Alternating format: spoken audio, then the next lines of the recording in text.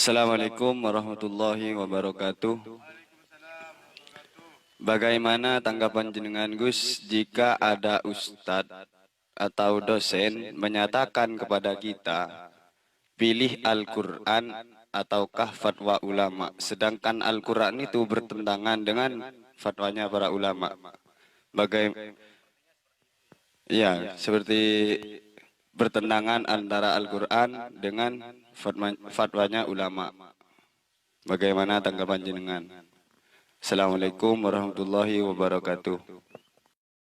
Menjawab pertanyaannya Mas Imron, pilih mana, ulama atau Al-Quran? Ini pertanyaan yang menyesatkan. Pertanyaan yang menyesatkan, tendensius. Ini pertanyaan yang menyesatkan. Ada upaya menjauhkan kita daripada ulama. Ada upaya-upaya dari mereka-mereka menjauhkan kita daripada ulama. Itulah yang disebut dengan kalimatu haqqin yuradu biha batilun.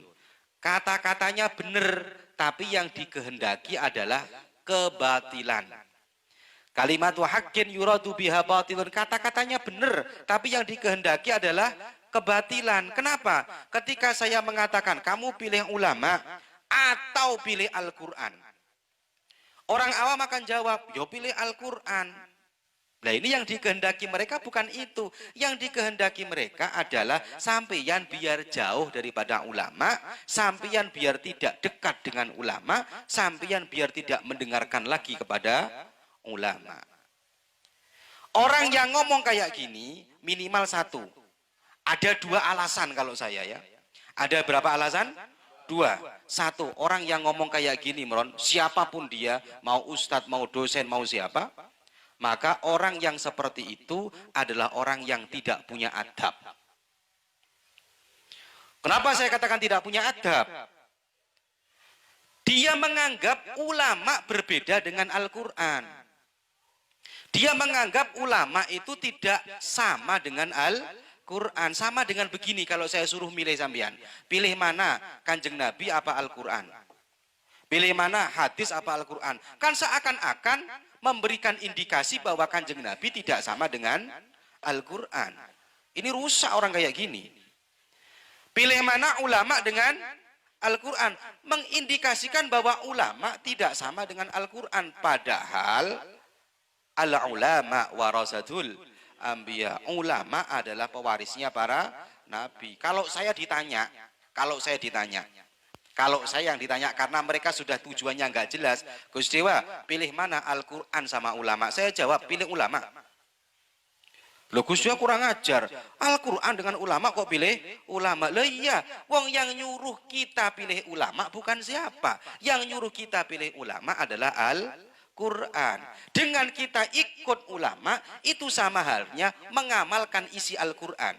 Wong Al-Quran yang menyatakan fas'alu ahla dzikri in kuntum la ta'lamun. Kamu tanya kepada ahli ilmu, pada ulama. Kalau kamu nggak tahu, berarti disuruh ikut siapa?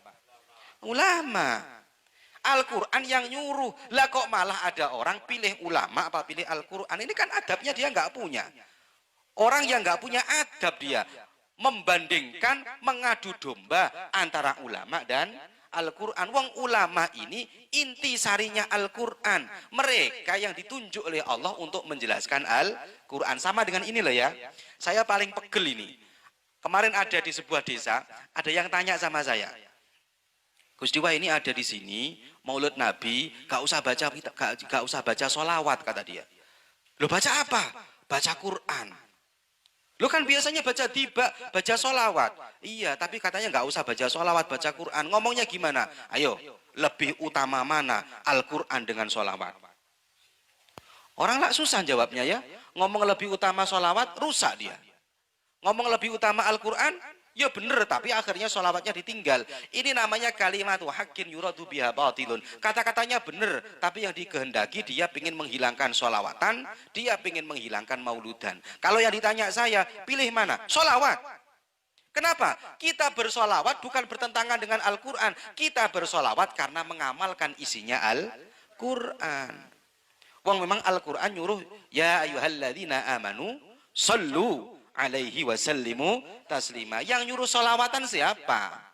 Al-Quran. Sama dengan kemarin saya ditanya, sudah nggak usah tahlil-tahlilan, baca Quran saja. Lu tahlil itu mengamalkan isinya Al-Quran.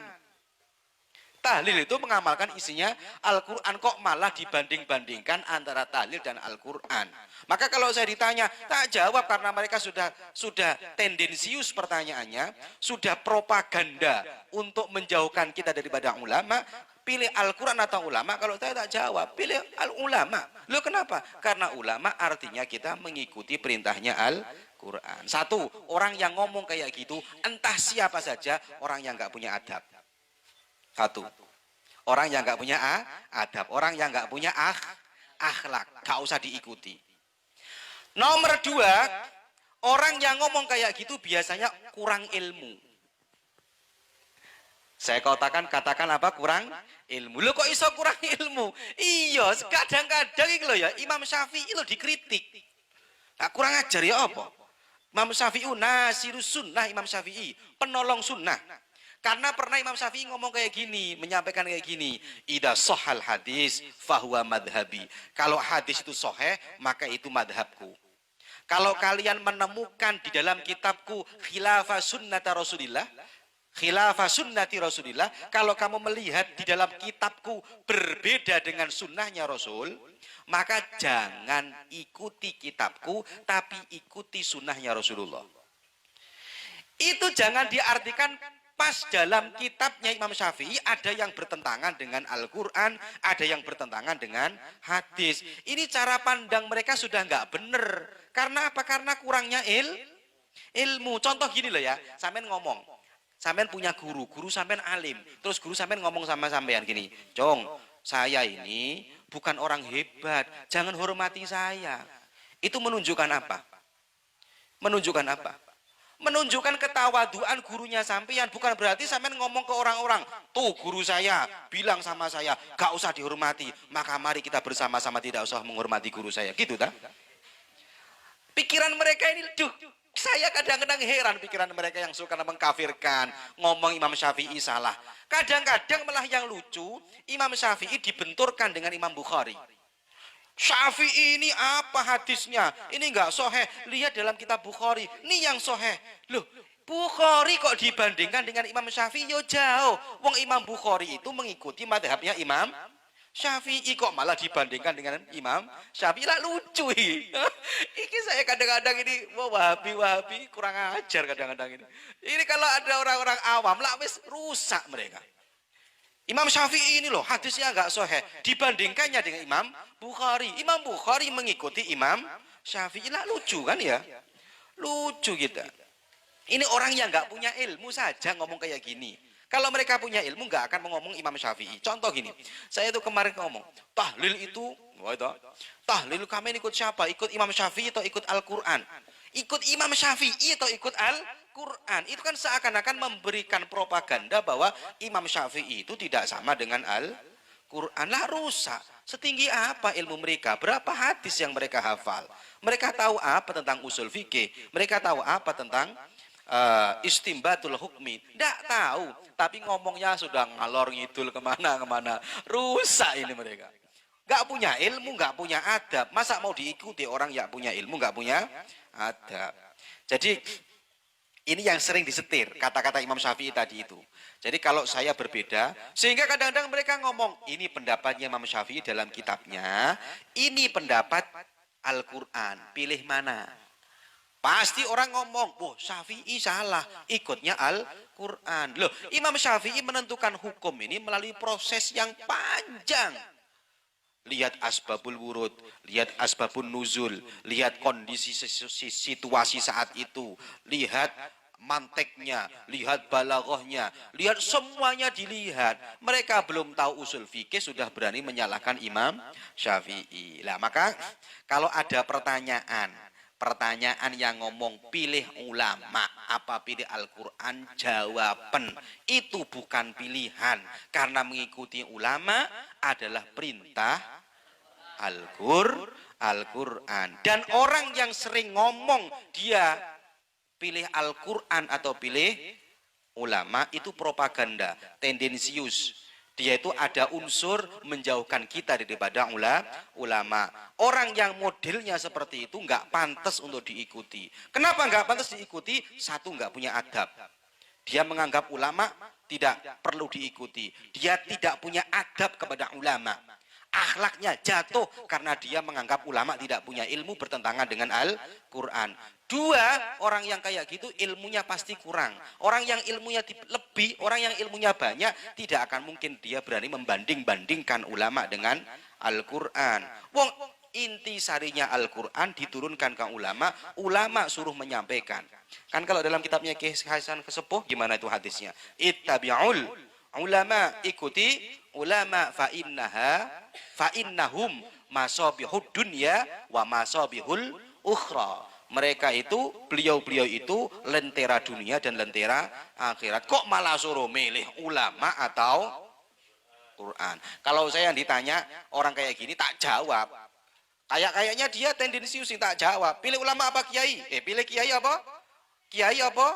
Al-Quran. Tak jawab, pilih kiai.